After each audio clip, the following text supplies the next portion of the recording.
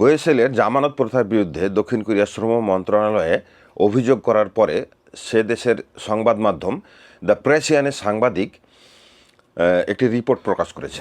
সেখানে শিরোনাম হচ্ছে বাংলাদেশি শ্রমিকদেরও মানব পাচার সদৃশ অঙ্গীকারনামা, বিপুল পরিমাণ জামানত দিয়ে দক্ষিণ কোরিয়ায় প্রবেশ। তিনি 2022 সাল থেকে 2026 সালের যেসব অঙ্গীকারনামা এবং জামানত টাকার যে রসিদগুলো সেগুলো পর্যবেক্ষণ যাচাই বাছাই করে তিনি দেখেছেন যে বাংলাদেশি শ্রমিকেরা 1 থেকে 3 লক্ষ টাকা জামানত দিয়ে দক্ষিণ কোরিয়ায় প্রবেশ করে এবং এই টাকার পরিমাণ বাংলাদেশি একজন শ্রমিকের বাংলাদেশের যে ইনকাম সেটার প্রায় 1 বছরের। এই পরিমাণ অর্থ তারা জামানত দিয়ে দক্ষিণ কোরিয়ায় প্রবেশ করছে এবং সাংবাদিক সোঙ্গা ইয়ং এটিকে মানব পাচার সদৃশ উল্লেখ করেছেন এই তার প্রতিবেদনে। এবং দ্বিতীয় বিষয় হচ্ছে এ নিয়েও কিন্তু সময় টিভিও একটা রিপোর্ট প্রকাশ করেছে, আপনারা হয়তো অনেকেই দেখেছেন। সময় টিভির রিপোর্টে এই বিষয়গুলোকে তুলে ধরা হয়েছে জামানত প্রথার বিষয় নিয়ে, এবং দক্ষিণ কোরিয়ার শ্রম মন্ত্রণালয়ে যে বয়েসেলের বিরুদ্ধে যে অভিযোগ করা হয়েছে এটাও তুলে ধরা হয়েছে। এবং সেইখানে একটা বিষয় দেখলাম, মানে বয়েসেলের ইউটার্ন আর কি। বয়েসেল বলছে এই জামানতের টাকা আমরা HRD কোরিয়ার কথাতেই নিয়েছি। তাহলে কি HRD কোরিয়া মিথ্যাবাদী, নাকি এক দেশে দুই নীতি বা দুই রকম আইন আছে? সবারই জানা মতে দক্ষিণ কোরিয়ার বিদেশি শ্রম আইনে এই ধরনের জামানত নেয়ার কথা বলা হয় নাই।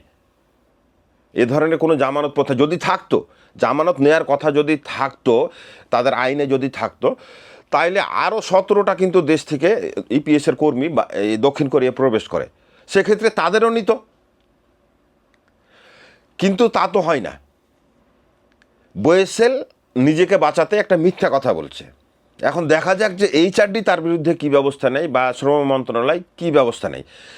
বয়েসেলের একজন কর্মকর্তাকে সময় টিভি থেকে ফোন করা হয়েছিল, তিনি বলেছেন এইটা HRD কোরিয়ার কথা মতো আমরা নিয়েছি, ওনারা যদি বলে তাহলে আমরা আর নেব না। যা হোক, ভালো কথা, নেব না বলেছে। আর এই বিষয়টা যেহেতু কোরিয়ার বিদেশি শ্রম আইনের পরিপন্থী, সেহেতু এটা বাতিল হবে, ইনশাল্লাহ বাতিল হবে। তবে তাদের প্রসেসিংয়ের হয়তো একটা ব্যাপার আছে, আনুষ্ঠানিক এর ব্যাপার আছে, এগুলো হতে পারে। বাতিল তো তাকে করতেই হবে, কারণ এক আইন তো দুই জায়গায় চলে না। উজবেকিস্তান সরকার সেটা নিয়েছিল এবং সেটাকে বাতিলের জন্য দাবি করা হয়েছে দক্ষিণ কোরিয়ার পক্ষ থেকে যে সেটা বাতিল করা হোক। এখন বাতিল না করলে দক্ষিণ কোরিয়া সরকার তাদের ইপিএসের উপরে কী করবে সেটা তাদের বিষয়। কিন্তু আমাদেরটার ক্ষেত্রে এখনও যেহেতু আনুষ্ঠানিকভাবে বাংলাদেশের বয়েসেল অফিসকে বা বাংলাদেশ সরকারকে এখনও যেহেতু কোনো সরাসরি দেয় নাই, মানে কোনো সরাসরি দাবি জানায় নাই বা করে নাই, হয়তো এখন এটা তদন্ত প্রক্রিয়াধীন আছে। ভবিষ্যতে হয়তো আমরা খুব শীঘ্রই দেখব যে জামানত বিষয়টা ক্যান্সেল হয়ে যাবে। বয়েসেলের কর্মকর্তাদের আচরণ দেখেন, তারা দায় চাপিয়ে দিল HRDর ওপরে। HRDর কী আলো গেল এইখানে? সরাসরি বলছে এইভাবে।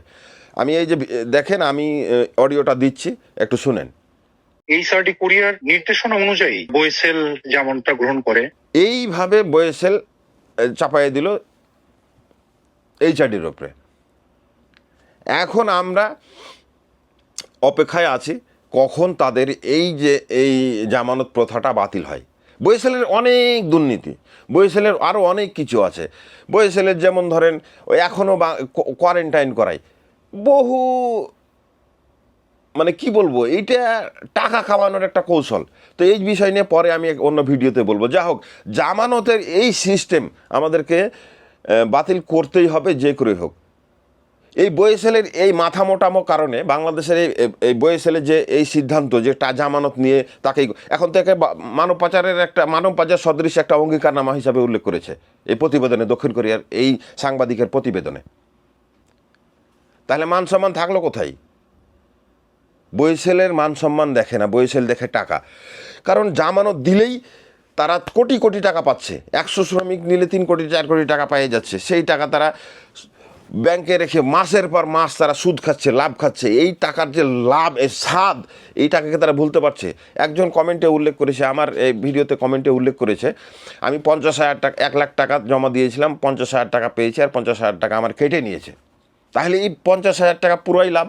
এখন আমাদের কোরিয়াতে যারা আসে ম্যাক্সিমামই কিন্তু কোনো না কোনো সময় ফ্যাক্টরি পরিবর্তন করে। খুব কম আছে যেগুলোর হচ্ছে যে ই করে না। একটা ছেলে যদি অসুবিধায় পড়ে, তার ফ্যাক্টরিতে কাজ নাই, এই নাই ওই নাই, এর পরিবর্তন তো করে। আর এই টাকা তখন তারা পার্সেন্টেজ কেটে নেয়, অজুহাত দেখিয়ে তারা টাকা কেটে নেয়। হ্যাঁ, অনেকেই আছে টাকা পুরোটাই ফেরত পেয়েছে, আবার বেশিরভাগ ক্ষেত্রে দেখা যায় যে টাকাটা কেটে নেয়। অতএব এই বয়েসেলের এই নোংরামি, এই মিথ্যাচার আমাদেরকে বন্ধ করতে হবে। জামানতকে একেবারে জ্বর থেকে উঠিয়ে ফেলতে হবে। যেহেতু দক্ষিণ কোরিয়াতে অলরেডি তাদের সংবাদ মাধ্যমে সংবাদটা প্রকাশ হয়েছে, আনুষ্ঠানিকভাবে যেহেতু তাদের ওইখানে আবেদনও করা হয়েছে, সেহেতু আমরা আশা করি অবশ্যই একটা ভালো রেজাল্ট আসবে। বাংলাদেশের সংবাদ মাধ্যম, বাংলাদেশের সময় টিভিতেও উল্লেখ করা হয়েছে, প্লাস হচ্ছে যে এইখানে এই সাংবাদিক যেহেতু খুঁটিনাটি তুলে ধরেছেন, সেহেতু একটা রেজাল্ট আসবে। আমরা সে পর্যন্ত অপেক্ষা করি।